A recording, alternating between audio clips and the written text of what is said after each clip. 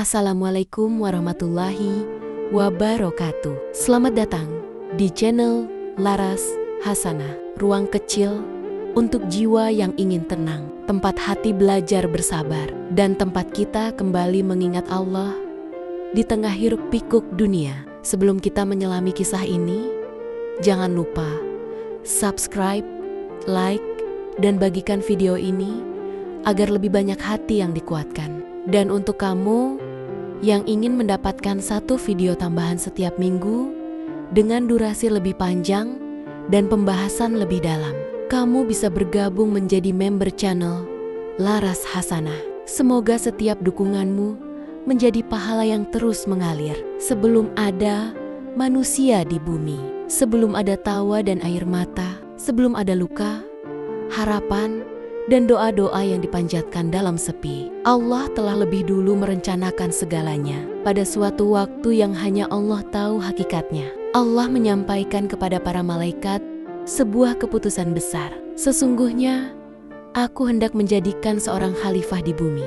Para malaikat terdiam, bukan karena menentang, tetapi karena mereka melihat masa depan yang penuh kemungkinan. Mereka berkata dengan penuh kehati-hatian, "Mengapa engkau hendak menjadikan di bumi makhluk yang akan membuat kerusakan dan menumpahkan darah, sedangkan kami senantiasa bertasbih dan menyucikanmu?" Namun Allah menjawab dengan kalimat yang hingga hari ini masih menggema maknanya, "Sesungguhnya aku mengetahui apa yang tidak kamu ketahui." Jawaban itu bukan sekadar penegasan, itu adalah bukti bahwa manusia meski lemah, sering salah, dan mudah lupa, tetap memiliki tempat istimewa dalam rencana Allah. Kemudian Allah menciptakan Adam alaihi salam bukan dari emas, bukan dari cahaya seperti malaikat, bukan pula dari api seperti jin. Adam diciptakan dari tanah, tanah yang diinjak, tanah yang kotor, tanah yang sederhana. Seolah Allah ingin mengajarkan satu hal sejak awal, bahwa manusia tidak diciptakan untuk sombong, karena asalnya adalah sesuatu yang rendah. Namun dari tanah itulah Allah meniupkan ruhnya, dan pada saat itulah tanah menjadi mulia, yang rendah menjadi tinggi, yang diam menjadi hidup. Allah mengajarkan Adam nama-nama segala sesuatu, ilmu yang bahkan para malaikat tidak mengetahuinya.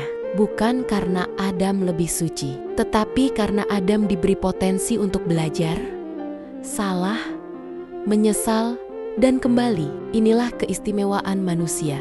Ketika Allah memerintahkan para malaikat untuk bersujud sebagai bentuk penghormatan, semuanya taat, kecuali satu, iblis. Kesombongan membuatnya buta. Ia membandingkan asal penciptaan. "Aku lebih baik darinya," katanya. "Engkau menciptakanku dari api dan dia dari tanah." Saat itulah untuk pertama kalinya dalam sejarah kesombongan mengalahkan ketaatan, dan sejak saat itu pula permusuhan terhadap manusia dimulai. Adam ditempatkan di surga, tempat tanpa luka, tanpa air mata, tanpa kelelahan. Namun hidup bahkan di surga tetap membutuhkan aturan. Allah memberi satu larangan, bukan untuk menyulitkan, tetapi untuk mengajarkan batas. Namun Adam adalah manusia. Ia lupa, ia hilaf. Dan disitulah letak pelajaran besar yang sering kita abaikan. Adam tidak membangkang karena sombong. Adam tidak menolak karena merasa benar. Adam tergelincir, lalu menyesal. Dan ketika ia jatuh, ia tidak menyalahkan siapapun. Ia berdoa, "Ya Rob kami telah menzalimi diri kami sendiri. Jika Engkau tidak mengampuni kami dan merahmati kami, niscaya kami termasuk orang-orang yang rugi."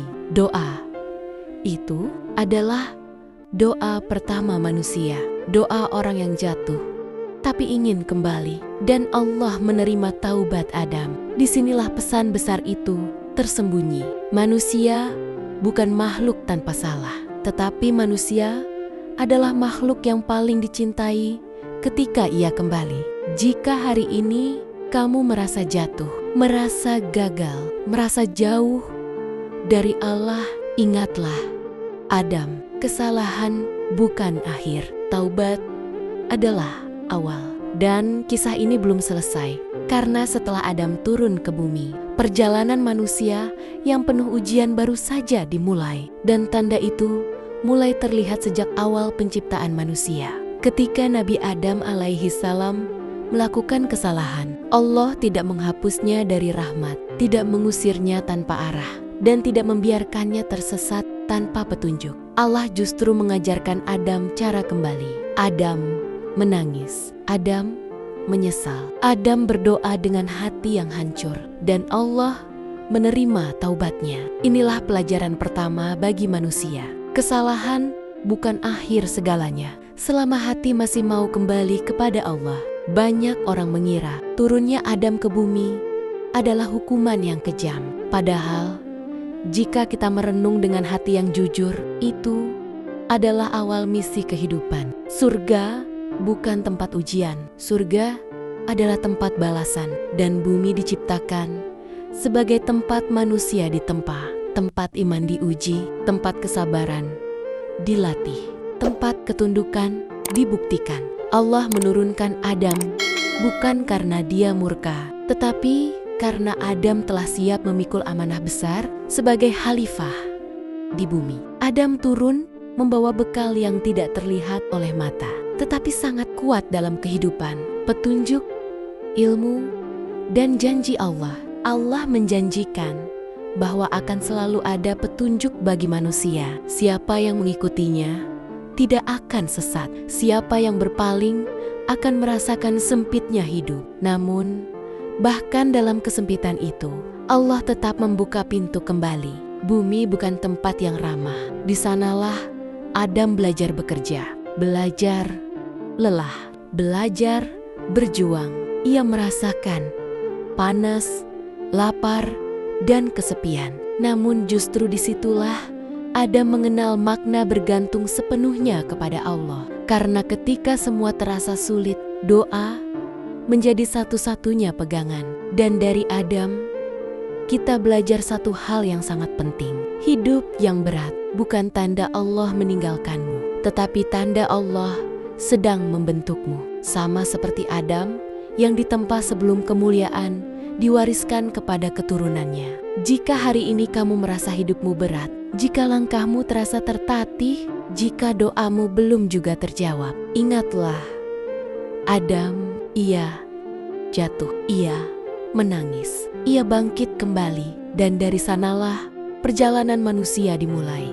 Dari Adam, manusia belajar tentang taubat. Namun, dari keturunannya, manusia belajar tentang pilihan. Karena hidup tidak hanya tentang kembali kepada Allah, tetapi juga tentang menjaga hati setelah kembali. Anak-anak Adam tumbuh di bumi dengan kondisi yang berbeda. Mereka hidup dengan kebutuhan, keinginan, dan harapan masing-masing. Dan disinilah ujian pertama manusia dimulai. Allah memerintahkan mereka untuk berkorban. Sebuah ujian sederhana, tetapi sangat dalam maknanya. Bukan tentang besar kecilnya persembahan, melainkan tentang keikhlasan hati. 1.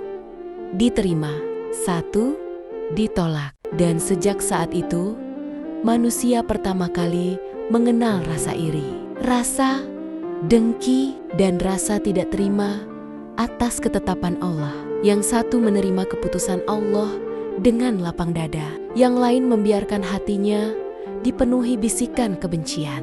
Allah tidak pernah memerintahkan kejahatan, namun Allah membiarkan manusia memilih. Karena iman tidak pernah tumbuh dari paksaan, tetapi dari kesadaran. Dan ketika nafsu lebih didengarkan daripada iman, maka batas antara benar dan salah mulai kabur. Terjadilah peristiwa yang mengubah sejarah manusia selamanya. Tangan yang seharusnya digunakan untuk berdoa, digunakan untuk melukai. Hati yang seharusnya tunduk kepada Allah, dikuasai oleh amarah.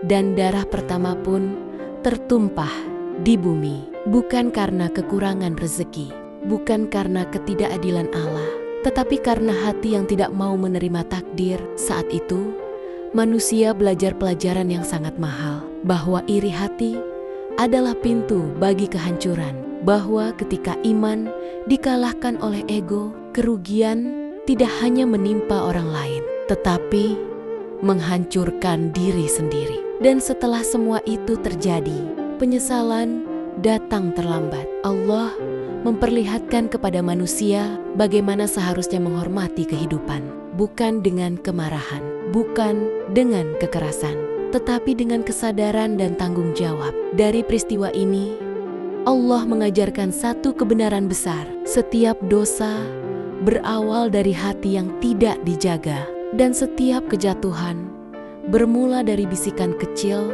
yang dibiarkan tumbuh. Jika hari ini kamu merasa hatimu mulai berat, mudah membandingkan diri dengan orang lain, mudah iri atas takdir yang bukan milikmu, ingatlah kisah ini, karena Allah tidak melarangmu merasa sedih, tetapi Allah melarangmu membiarkan sedih itu berubah menjadi dengki. Dan perjalanan manusia belum selesai, karena setelah ujian hati akan datang ujian yang lebih besar, ketika manusia mulai lupa kepada Allah dan tenggelam dalam dunia yang mereka bangun sendiri.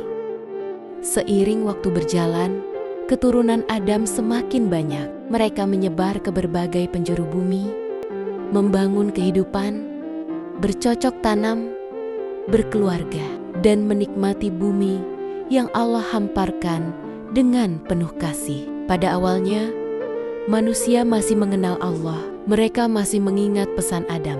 Mereka masih tahu kepada siapa harus kembali saat hati gelisah dan hidup terasa berat. Nama Allah masih disebut, doa masih dilangitkan, rasa takut dan harap kepadanya masih hidup di dalam dada. Namun waktu memiliki satu ujian yang seringkali tidak disadari manusia.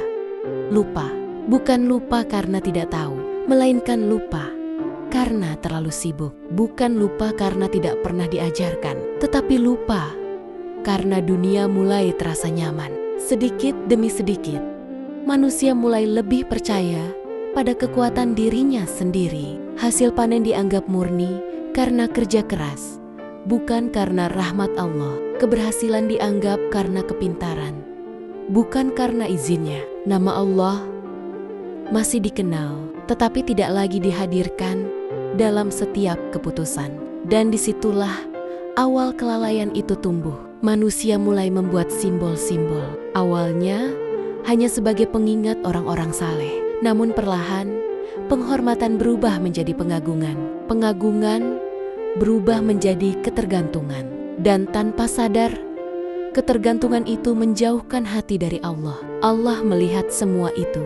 Tidak ada satupun yang luput dari pengawasannya. Allah Maha Sabar. Allah memberi waktu. Allah memberi peringatan melalui hati, melalui peristiwa, melalui bisikan nurani. Namun, ketika manusia tetap memilih berpaling, ketika kesombongan mulai menutupi akal, ketika kebenaran tidak lagi dicari, melainkan ditolak, Allah mengingatkan dengan cara yang lebih tegas. Bukan karena Allah membenci manusia, tetapi karena Allah tidak ingin manusia binasa dalam kesesatan.